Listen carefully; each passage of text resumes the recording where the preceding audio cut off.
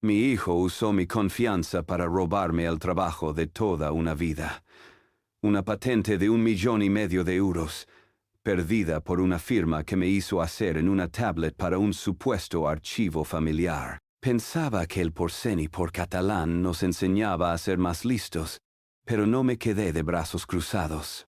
Le demostré que la sustancia siempre derrota a la apariencia, y esta es la historia de cómo un padre recupera su honor.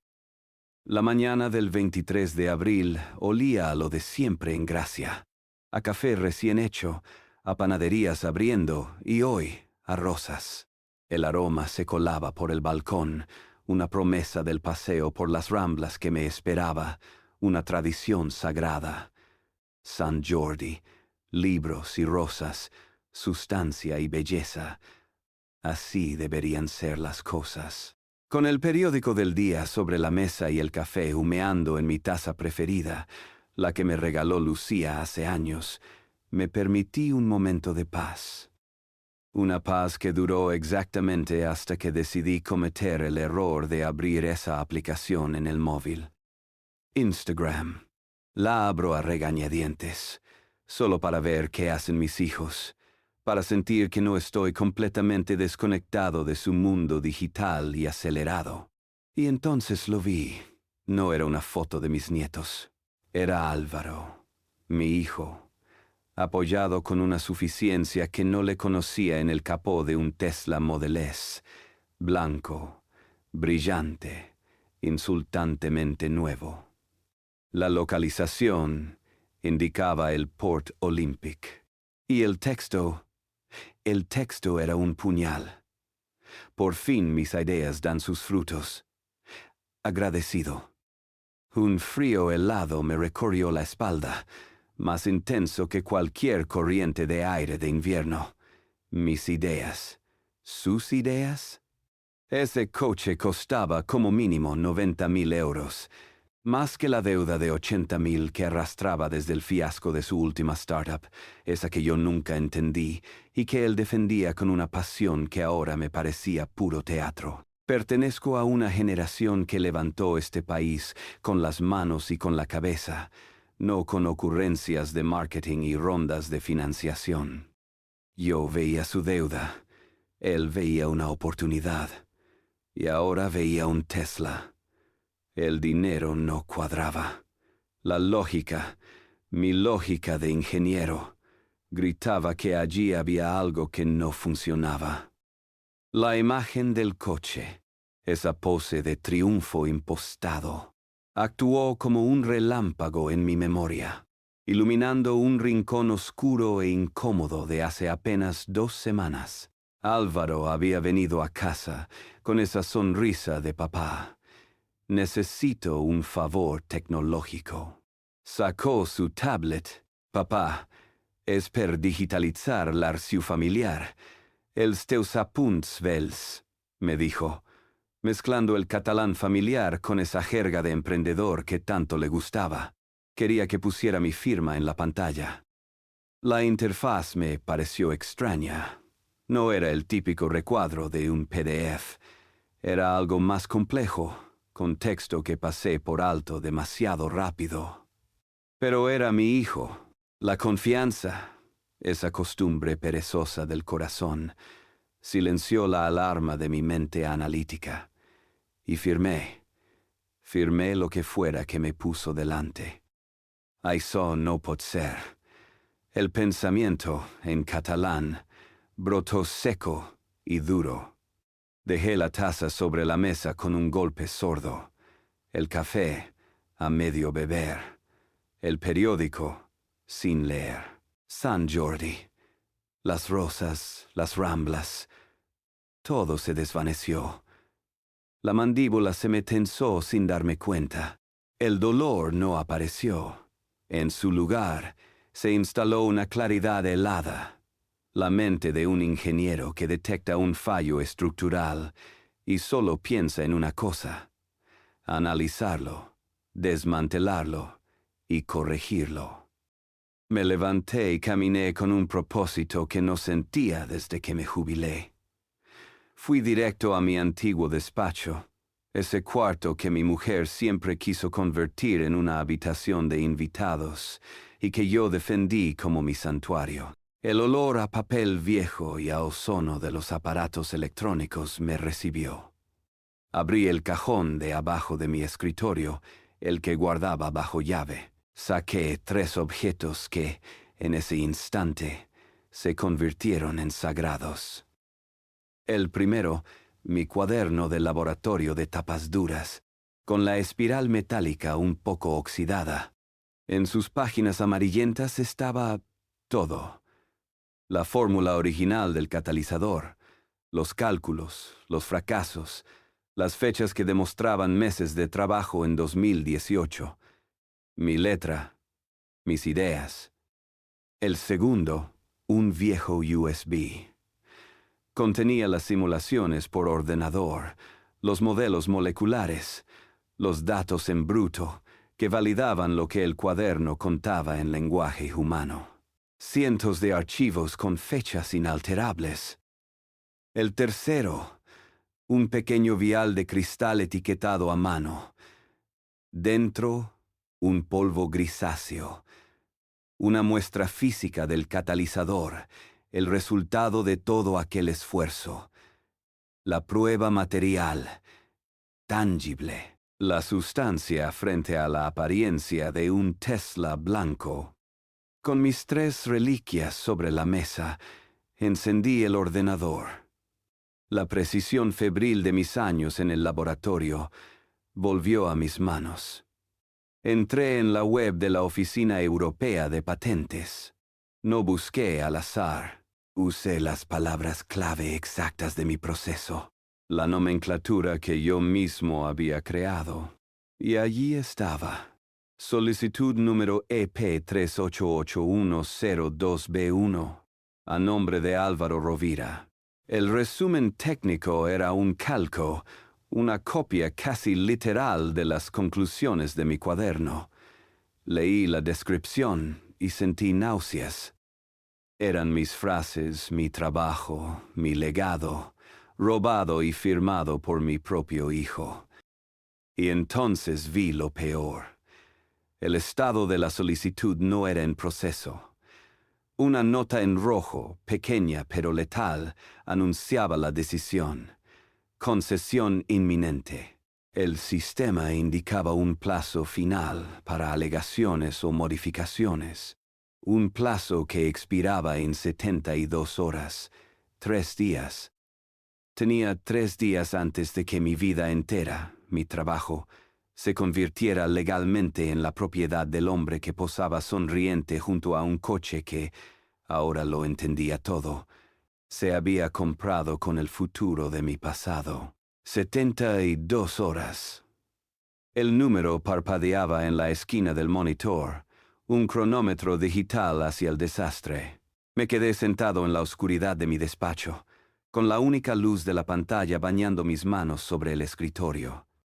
La ira inicial se había enfriado, solidificándose en una especie de motor diésel, ruidoso por dentro pero de avance lento y tenaz.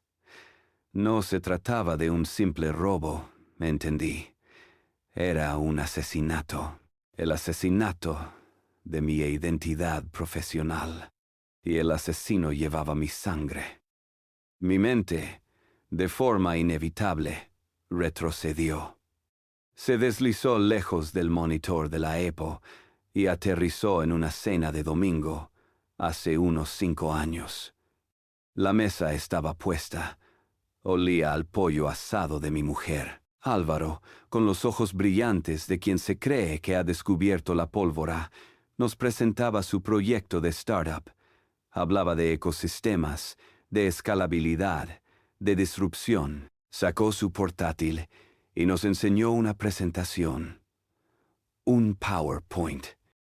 Recuerdo mirarle, ver toda aquella energía juvenil y sentir una punzada de irritación, de paternalismo malentendido. Cuando terminó, esperando mi bendición, solo pude decirle, con una dureza que ahora me pesa como una losa, "Ambun PowerPoint, No es construéis, res de solid, fil. Con un PowerPoint no se construye nada sólido, hijo. Vi cómo la luz de sus ojos se apagaba un poco. Vi la herida. En ese momento creí que le estaba enseñando una lección sobre la sustancia y el trabajo duro. Ahora entiendo que solo le di un motivo. Le dije que su mundo era de humo, y él, para demostrarme que estaba equivocado, ha decidido prenderle fuego al mío. Sabía que la desesperación era la gasolina de este incendio. Los 80.000 euros de deuda no eran una cifra abstracta, eran una soga al cuello en este país. Significaban entrar en listas de morosos, la muerte civil que te impide pedir un crédito, alquilar un piso, a veces incluso contratar una línea de teléfono. Era la herida supurante de la crisis de 2008, que para la generación de mi hijo nunca terminó de cicatrizar. Pienso en Nuria, su mujer, una buena chica, práctica y trabajadora. Debía de estar aterrada. Pude imaginarme sus conversaciones en ese piso moderno de Poblenou que querían aparentar. Álvaro, ens embargarán el pis. L'inversor no espera mes.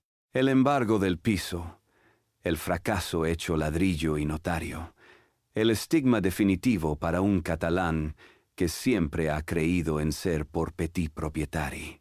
Mi hijo no era un villano de película, era un animal acorralado, y los animales acorralados muerden la mano que creen que les ha encerrado. Pero la compasión es un lujo que no podía permitirme, no con ese reloj en la pantalla. Una patente no es nada sin un comprador, sin un plan para convertirla en dinero. Y Álvaro, con su máster en ESADE que yo tanto desprecié, era bueno en eso, en vender. Necesitaba saber a quién le había vendido mi alma. Agarré el teléfono y busqué en mi vieja agenda de contactos. El nombre seguía allí, Jordi Puig, un antiguo colega, un químico brillante que ahora trabajaba como consultor independiente en el polo petroquímico de Tarragona, un mundo de reactores y tuberías que yo entendía, un mundo de sustancia. Marqué. La conversación fue un baile cuidadoso.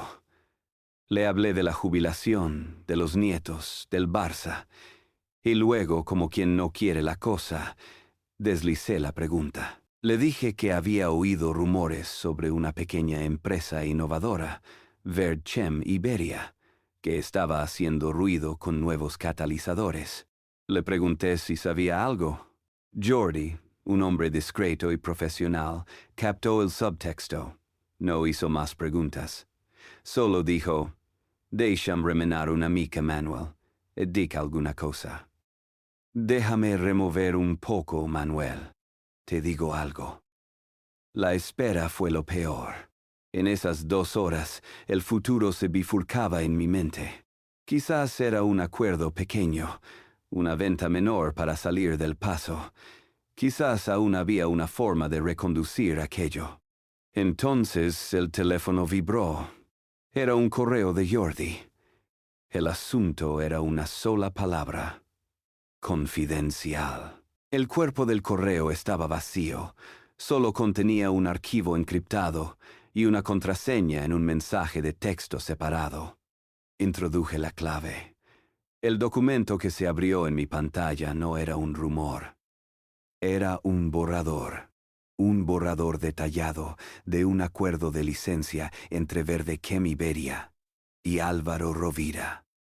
Mis ojos recorrieron las cláusulas legales, el lenguaje corporativo que Álvaro dominaba y que a mí siempre me había parecido una forma elegante de mentir. Y entonces llegué a la parte económica. La cifra me golpeó en el pecho, dejándome sin aire. Valoración total del activo, de mi trabajo, de mis noches en vela. 1,5 millones de euros. Y lo peor, el detonante de todo, la razón del Tesla y de la sonrisa triunfante. Un pago inicial a la firma, 250.000 euros. La fecha de la firma estaba prevista para dentro de 2 días, justo 24 horas después de que la EPO concediera oficialmente la patente. Todo encajó. La desesperación, la deuda, la herida del orgullo, el engaño de la firma digital, el robo silencioso. El Tesla no era un coche. Era el primer recibo de la venta de su padre, con el contrato de 1,5 millones de euros quemándome en la pantalla del ordenador. Cualquier atisbo de duda o de pena familiar se evaporó. El porceni, esa prudencia tan nuestra que te aconseja dialogar y buscar el consenso, se hizo a un lado para dejar paso al ingeniero. Y un ingeniero, ante un sistema roto, no da discursos. Recopila datos, busca el punto de fractura y aplica una fuerza calculada para restaurar la integridad del conjunto. Hablar con Álvaro era inútil. Sería como discutir con un muro que se autoconvence de que es una puerta. Estaba demasiado hundido en su propia narrativa, en esa justificación desesperada del hijo menospreciado que se ve forzado a actuar. No, la única vía era la de los hechos, la prueba irrefutable. Mi honor no era una cuestión de por qué dirán por en el barrio. Mi honor estaba grabado en las fórmulas de mi cuaderno, en mi firma como inventor, en mi identidad profesional, y eso no era negociable. Mi primer movimiento fue contactar con el hijo de un viejo amigo, un abogado que me recomendó a una perito informática, Marta Gallego. Nos citamos en una cafetería discreta de la plaza de la Villa de Gracia, lejos del bullicio del centro. Era una mujer joven, de unos 30 y pocos, con una mirada directa y una energía que contrastaba con mi escepticismo de jubilado. Yo, un hombre de átomos y moléculas, desconfiaba por naturaleza de ese mundo digital etéreo que había servido para robarme. Le conté la historia sin adornos, con la precisión de un informe técnico. Saqué la tablet donde había firmado y se la deslicé por la mesa. Ella la miró como un cirujano mira una radiografía, asintiendo lentamente. Hablaba mi idioma, el de los datos. Lo que pasó después me lo explicó por teléfono esa misma tarde, con una claridad que me heló la sangre. Había hecho una autopsia digital a la firma. El supuesto archivo familiar era en realidad una aplicación web camuflada, conectada directamente a un servicio online de cesión de derechos de propiedad intelectual, un por assignment, lo llamó ella. Había documentado la hora exacta y la dirección IP de origen, que correspondía, sin ninguna duda, a la conexión de Internet del piso de Álvaro en Poblenou. Pero había más. Para validar la firma, el sistema había enviado un código a mi móvil. Álvaro, en aquella visita, me había pedido el teléfono con la excusa de mirar no sé qué. En ese momento, había interceptado el código y completado la autenticación de 2 factores. No fue un error ni un malentendido. Fue una operación planificada, fría, precisa, como la de un ingeniero. Quizás, después de todo, había aprendido algo de mí. Con el informe de Marta bajo el brazo, el siguiente paso era el punto de no retorno. La decisión de cruzar el umbral que separa una pelea de familia de un litigio formal. La cita era en una notaría de la Rambla de Cataluña, un despacho de esos de techos altos, suelos de mosaico y un silencio que impone respeto. El notario era un hombre mayor, de traje impecable y gestos parsimoniosos, la encarnación de la formalidad catalana. esa que cree que la palabra es importante, pero que solo lo que está escrito y firmado ante notario es real. Pacta sunt servanda. Nos sentamos frente a su imponente mesa de caoba. Marta expuso sus hallazgos técnicos con una seguridad aplastante, mostrando los registros, las capturas de pantalla, la traza digital del engaño. Luego llegó mi turno. No alcé la voz. Simplemente abrí mi viejo cuaderno de laboratorio sobre la mesa, junto a las fotografías de 2018 que me mostraban trabajando en el prototipo. La prueba analógica junto a la digital. El pasado y el presente. La tinta y los píxeles, contando la misma verdad. El notario escuchaba, asintiendo, sin cambiar el gesto. Cogió todos los documentos y empezó a dictar a su oficial, levantando un acta notarial de constatación de hechos. Cada palabra que pronunciaba era un ladrillo más en el muro legal que estaba construyendo a mi alrededor. Era la formalización de la guerra. A partir de ese momento, ya no era solo un padre traicionado. Era un demandante con pruebas. Mientras el oficial tecleaba con una rapidez hipnótica, se me ocurrió algo. Una última pieza, la que lo unía todo. Metí la mano en el maletín y saqué el pequeño vial con la muestra del catalizador. Lo puse sobre la mesa, junto a los papeles. El notario y Marta me miraron, extrañados. Les expliqué, con la calma de quien expone una ley de la física, que ese polvo grisáceo no era genérico. Tenía una composición isotópica específica, una traza de elementos que utilicé en el proceso de síntesis.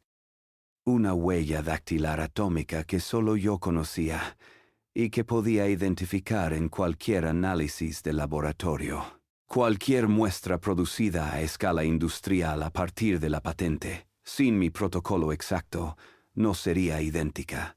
Sería un fraude. Mi propia invención se había convertido en la prueba forense definitiva. El notario dejó de dictar por un instante y me miró por encima de las gafas. Por primera vez, vi un destello de algo parecido al asombro en sus ojos. Hizo un gesto a su oficial para que añadiera un último anexo al acta. Con el acta notarial en mi maletín, sentí el peso de un arma recién forjada. Era fría, pesada y real. Ahora necesitaba a alguien que supiera cómo usarla. Mi siguiente parada fue en el corazón del Eixample, en un despacho de abogados ubicado en un edificio modernista de esos que te obligan a levantar la vista. La puerta de madera maciza, los techos altos con molduras y el ascensor de jaula hablaban de una Barcelona de otra época, una burguesía que construía su prestigio sobre la solidez y el respeto a la ley. El despacho de Clara Font, sin embargo, era una mezcla perfecta de ese mundo y el actual. Paredes blancas, mobiliario minimalista y un Mac de última generación sobre una mesa de diseño. Todo ello enmarcado por la opulencia de la arquitectura original. Clara Font era una mujer de unos 50 años, con la energía de un motor de alto rendimiento y una mirada que lo analizaba todo sin juzgar. No era la típica abogada que te vende consuelo. Era una estratega que te vende un plan de batalla. Le extendí el acta notarial sobre la mesa. No hizo falta que dijera mucho más. Lo leyó en silencio, pasando las páginas con una rapidez que denotaba una familiaridad absoluta con la materia. Cuando terminó, me miró y, por primera vez, vi una fisura en su coraza profesional. Me dijo, en un catalán cercano que buscaba crear un puente de confianza, «Tenim un cas sòlid.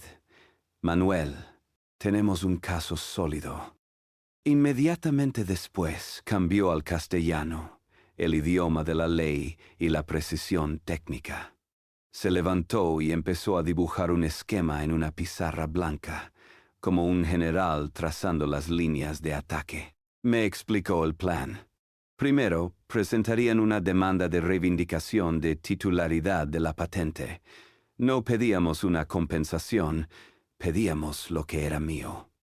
Segundo, y esto era lo más urgente, solicitarían medidas cautelares para que el juez ordenara la congelación inmediata de la firma del contrato con Verdchem. Y si ya se hubiera firmado, el embargo de cualquier pago. Tercero, pedirían diligencias preliminares para obligar a Verdchem a mostrar el contrato y todos los documentos asociados. Puso el rotulador sobre la mesa y me miró fijamente. El reloj de la EPO seguía corriendo. Si la patente se concedía oficialmente a nombre de Álvaro antes de que el juez admitiera las medidas, la batalla sería cuesta arriba, mucho más larga y cara. Teníamos menos de 48 horas. Analizó el método de manipulación que describía el informe del perito. Me dijo que era un engaño de manual, un caso claro de vicio en el consentimiento. Habían disfrazado una cesión de derechos con la apariencia de un trámite familiar para anular mi capacidad de juicio. Usó esas palabras exactas. No solo me habían robado, me habían tratado como a un viejo senil. Y luego cuantificó el riesgo, traduciendo la traición a euros contantes y sonantes. Si no conseguíamos las medidas cautelares a tiempo, Álvaro recibiría el primer pago de 250.000 euros. Con ese dinero, podría pagar su deuda de 80.000, contratar a los mejores abogados y, si las cosas se ponían feas, declararse insolvente. Recuperar ese dinero sería entonces una odisea. La carrera no era solo por el honor. Era por la justicia tangible. Lo que vino después fue un torbellino de actividad febril. El despacho de Clara se transformó en una sala de guerra. Su equipo, 2 abogados jóvenes que se movían con una rapidez asombrosa, se puso a trabajar. Me quedé allí, sentado en un rincón, viendo cómo redactaban los escritos para el juzgado mercantil de Barcelona. Me sorprendió la precisión técnica de su lenguaje. Cada palabra, cada coma, estaba calculada para tener un efecto específico. Era un trabajo de ingeniería, pero con leyes en lugar de moléculas. Sentí un extraño parentesco con ellos. Yo construía catalizadores. Ellos construían argumentos. Ambos buscábamos un resultado predecible a partir de unas variables conocidas. Al día siguiente, a primera hora de la mañana, acompañé a Clara a la Ciudad de la Justicia.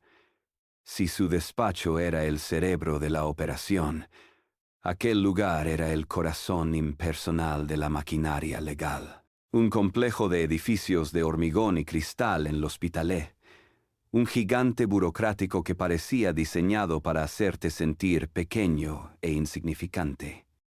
Para mí, un hombre acostumbrado a la lógica predecible de un laboratorio, aquel mundo de pasillos idénticos, funcionarios y procedimientos arcanos, era hostil y ajeno. Esperamos en una cola silenciosa para presentar la demanda. Cuando finalmente llegó nuestro turno, el funcionario cogió la pila de papeles, la examinó sin interés y la selló con un golpe seco y ruidoso. ¡Clac! El sonido retumbó en el silencio de la sala. Era el sonido del punto de no retorno. Mientras salíamos, miré mi reloj. La cuenta atrás seguía activa, pero ahora no estaba solo. Había puesto en marcha una maquinaria más grande que yo. Sentí el peso abrumador de lo que acababa de hacer. Había convertido una herida familiar en un expediente judicial. Había transformado a mi hijo en mi adversario legal. No había vuelta atrás. La guerra había sido declarada. Clara me había aconsejado dar el siguiente paso. No era un movimiento emocional, sino estratégico. Debía enfrentarme a Álvaro. No para buscar una confesión o una disculpa, sino para ver su reacción y sobre todo, para que nunca pudiera alegar ignorancia.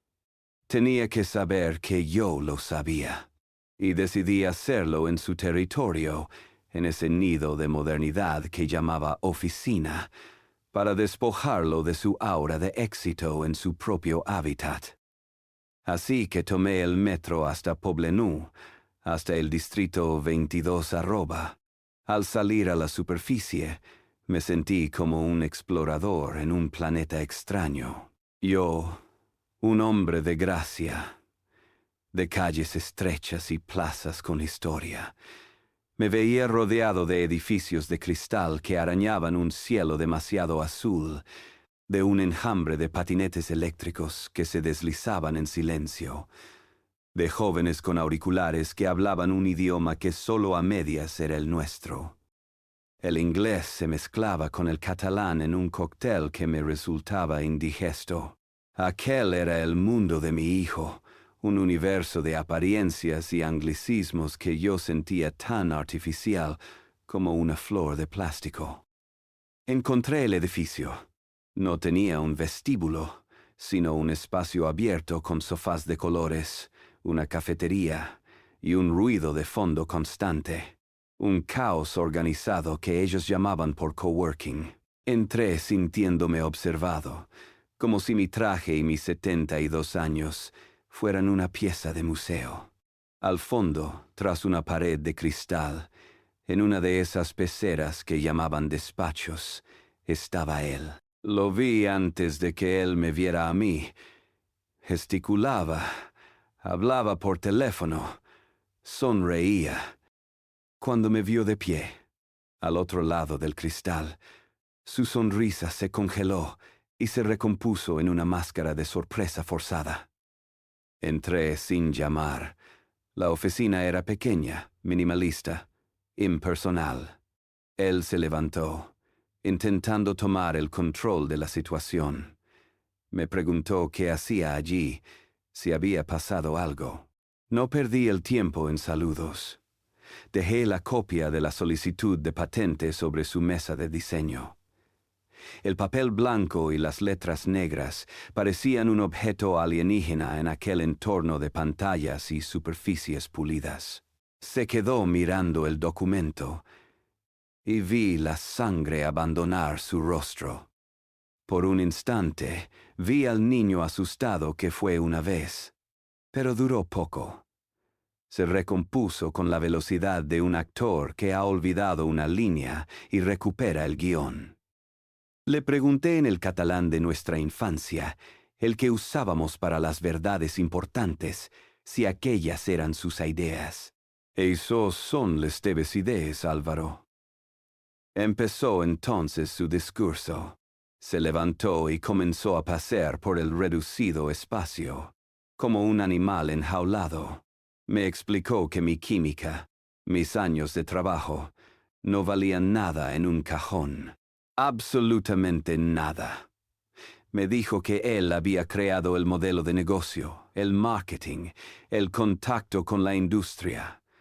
Que él, y solo él, había creado el valor. Que mi invento, sin su visión, era solo polvo en un vial olvidado. Las palabras le salían a borbotones, una mezcla de justificación y rabia.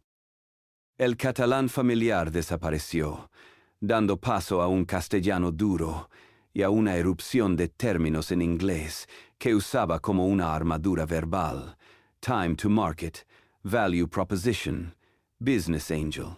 Me estaba dando una clase, a mí, a su padre. Estaba convirtiendo su robo en una lección de economía moderna. Esperé a que terminara su ópera. Yo no me levanté. Permanecí sentado, con las manos tranquilamente apoyadas sobre la mesa. Cuando el torrente de palabras se detuvo y se quedó mirándome, esperando mi reacción, mi rendición quizás, hablé con calma, como si le estuviera dictando una fórmula. Le expliqué que el catalizador tenía un marcador. Le dije que en su síntesis había utilizado una traza de isótopos poco comunes, una firma, una huella dactilar en su composición que solo yo conocía y que era imposible de replicar sin el protocolo completo, el cual, por supuesto, él no tenía. Le detallé las consecuencias con la misma frialdad con la que se describe un experimento fallido. Le expliqué que la producción a escala industrial fallaría, que la pureza del producto final no sería del 99,7% como prometía la patente, sino que apenas alcanzaría el 92% y que además sería inestable. Le hablé de la responsabilidad millonaria a la que se enfrentaría Verdchem por vender un producto defectuoso. Su activo, su gran idea de mercado, era una bomba de relojería. Vi el pánico en sus ojos, un destello de terror puro. Por un segundo, su castillo de naipes se vino abajo. Pero fue solo un segundo. El orgullo, esa enfermedad incurable de la familia, tomó el control.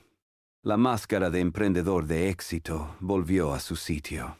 Se irguió, me miró con una dureza que nunca le había visto, y me lanzó la última frase. Me dijo que eso no lo podía probar. Me dijo que la ley y el mercado estaban con él. En ese momento, supe que había perdido a mi hijo, y que ahora mi único objetivo era ganar la guerra. La ley y el mercado están conmigo. Esas fueron sus últimas palabras. La declaración de guerra de un rey desnudo que se cree un emperador. Al salir de su oficina de cristal y volver a las calles de Poblenou, sentí una calma extraña. La confrontación no había servido para traerlo a la razón, sino para confirmar que su razón ya no operaba en el mismo plano que la mía. Él creía en el mercado, en la ley del más rápido, en la narrativa. Yo creía en la termodinámica, y la termodinámica siempre gana. Clara, mi abogada, me había advertido que los juzgados son lentos. Pero la reputación, en un lugar como Barcelona, viaja a la velocidad de la luz. Decidí que no iba a esperar a un juez.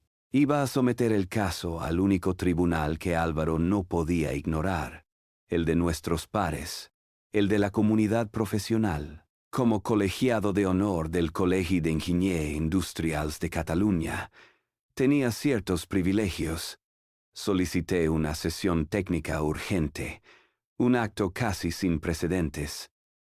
El tema oficial: clarificaciones sobre la autoría y el rigor técnico en procesos de catálisis heterogénea. Sonaba aburrido. Era una bomba.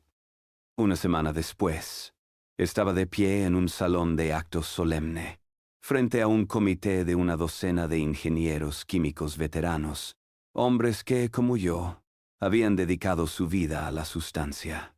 No grité, no acusé, no mencioné la palabra robo. Simplemente expuse los hechos. Con la frialdad de un conferenciante, presenté mi cuaderno de laboratorio, proyecté las simulaciones de 2018 y resumí las conclusiones del informe pericial de Marta. No hablé de mi hijo. Hablé de un error de atribución en una solicitud de patente. No necesité decir más. En los ojos de aquellos hombres vi la comprensión y el veredicto. En nuestra profesión, un error así no es un despiste, es un pecado capital.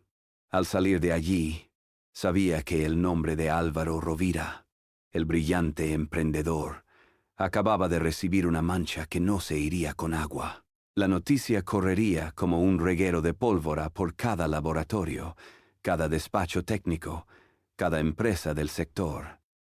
Mientras la bomba social hacía efecto, la legal seguía su curso. La notificación de las diligencias preliminares llegó al despacho del director legal de Verdechem, en Tarragona. Un documento oficial, frío, que les exigía presentar el contrato. Pero el golpe más duro no fue el formal, fue el informal. El director técnico de la empresa, un hombre con el que yo había coincidido en un par de congresos, empezó a recibir llamadas de colegas, de miembros del comité del colegio, preguntando con una curiosidad fingida por la patente Rovira. El pánico, me imagino, debió de empezar a cundir en sus oficinas con vistas al Mediterráneo. La cultura empresarial catalana, aunque moderna, se basa en la confianza, en la por bona gente. Y de repente, ellos, una empresa seria, estaban en el centro de un escándalo de autoría que olía a conflicto familiar y a fraude técnico. Presionados por el juzgado y por los rumores, hicieron lo que cualquier ingeniero haría: verificar los datos. Encargaron a su equipo de I+D una prueba demo, una replicación a pequeña escala del proceso, basándose estrictamente en la información contenida en la solicitud de patente. Yo sabía lo que pasaría. Podía visualizar a sus técnicos en el laboratorio, siguiendo las instrucciones al pie de la letra, esperando un resultado que nunca llegaría. Podía sentir su frustración al ver que el rendimiento del catalizador no alcanzaba los mínimos de pureza, que el lote era inestable. El director de su laboratorio, un hombre riguroso, sin duda llamó a su CEO con la peor noticia posible para una empresa química. El proceso no funciona como se describe. Tenemos un problema muy gordo. El castillo de naipes se derrumbó con una llamada telefónica. Me imagino la escena con una claridad dolorosa. El CEO de Verdechem, un hombre de negocios de Tarragona, pragmático y directo, llamando a Álvaro. No habría jerga de negocios, ni falsas cortesías. Solo la furia de un hombre que se siente engañado. Le habría gritado que su patente no funcionaba, que todo el sector químico catalán estaba hablando de ello, que en qué lío monumental los había metido. Y me imagino a Álvaro al otro lado de la línea, en su pecera de cristal en el 22 arroba, por primera vez en su vida sin un discurso preparado, sin un anglicismo que lo salvara, solo con el eco de su propia mentira derrumbándose a su alrededor. El mercado, su Dios, le acababa de dar la espalda. El golpe de gracia no se dio en un juzgado ni en un laboratorio, sino en un despacho neutral de la Avinguda Diagonal, uno de esos lugares impersonales con moqueta gris y vistas a la ciudad que sirven para que la gente libre sus guerras sin mancharse las manos. Clara me había convocado. Allí estábamos. Ella, representando mi causa, el abogado de Álvaro, un joven con una seguridad que parecía a punto de romperse, y el director legal de Verdechem, un hombre de Tarragona con la piel curtida por el sol y la paciencia agotada. La confrontación fue puramente catalana, sin gritos, sin amenazas. Una negociación fría en la que cada uno buscaba salvar lo suyo. El abogado de Verdechem fue directo. No se retiraban del acuerdo. No querían un litigio por incumplimiento de contrato. Pero tampoco pensaban arriesgar un solo euro en una disputa de titularidad que apestaba a escándalo. La solución que propuso era tan pragmática como una cuchillada.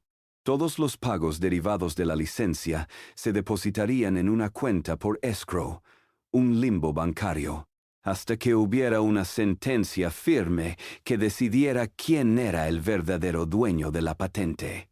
No rompían con Álvaro, pero tampoco le pagaban. Lo dejaban suspendido en el vacío. Clara aceptó sin dudarlo. Fue una victoria silenciosa, una partida de ajedrez ganada sin necesidad de un jaque mate explícito. No necesité estar allí para saber lo que pasó después. Pude imaginarme perfectamente la llamada.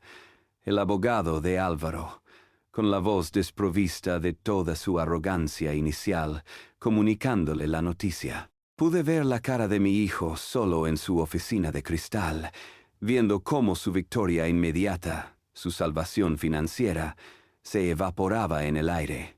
Los 250.000 euros que necesitaba para calmar al inversor y tapar su deuda habían desaparecido, atrapados en una telaraña legal. El inversor no esperaría a un juez, ejecutaría el embargo. Estaba acabado. El mercado, ese Dios al que tanto rezaba, acababa de sacrificarlo. La onda expansiva no tardó en llegar al último frente que quedaba, la familia. Esa misma tarde sonó el teléfono. Era mi hija, Lucía. Vivía en Sant Cugat, en esa burbuja de tranquilidad familiar que siempre había intentado preservar. Actuando como la diplomática, la neutral suiza, en mis fríos conflictos con Álvaro. Pero su voz no era la de siempre. Había perdido su calma habitual. Estaba teñida de una mezcla de preocupación y una profunda decepción. Me dijo que un amigo de su marido, que también era ingeniero, le había contado una historia sobre una patente, un conflicto en el collegio y el apellido Rovira. Pare, y de parlarem tú, me dijo. Papá, tengo que hablar contigo. Sabía que la neutralidad se había terminado. Vino a mi piso de gracia esa misma tarde. La conversación fue difícil, llena de silencios. Escuchó mi versión de los hechos, mirando el acta notarial y los documentos que yo extendí sobre la mesa del comedor. No buscaba excusas para su hermano. Buscaba la verdad. Y cuando la tuvo, su veredicto fue simple y terrible. Me dijo que Álvaro había cruzado una línea roja, que lo que había hecho no tenía justificación posible. Entonces, en un acto que rompió el último puente que quedaba entre ellos, sacó su móvil y lo llamó delante de mí. Su voz era firme, la de una hermana mayor que ha agotado toda su paciencia. Le dijo que se había enterado de todo, que lo que había hecho no era un negocio, sino una vergüenza, una por vergogna para la familia. Esa palabra, en una familia catalana, es más pesada que cualquier sentencia judicial. Cuando Lucía se fue, me quedé solo en el salón. El sol de la tarde entraba por el balcón, dibujando largas sombras que se comían la luz. Había ganado en todos los frentes. Mi nombre estaba a salvo.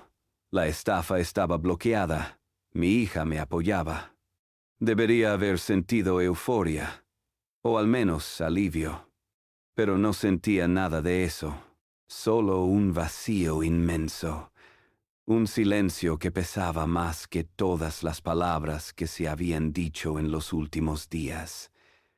Me acerqué a la estantería y cogí un viejo álbum de fotos. En una de ellas, Lucía y Álvaro, de no más de 7 y 5 años, sonreían a la cámara en una playa de la Costa Brava. La fractura de la familia era ahora pública, oficial, probablemente irreparable. Había ganado la batalla, sí, pero el campo de batalla era mi propia casa, y el enemigo caído llevaba mi sangre.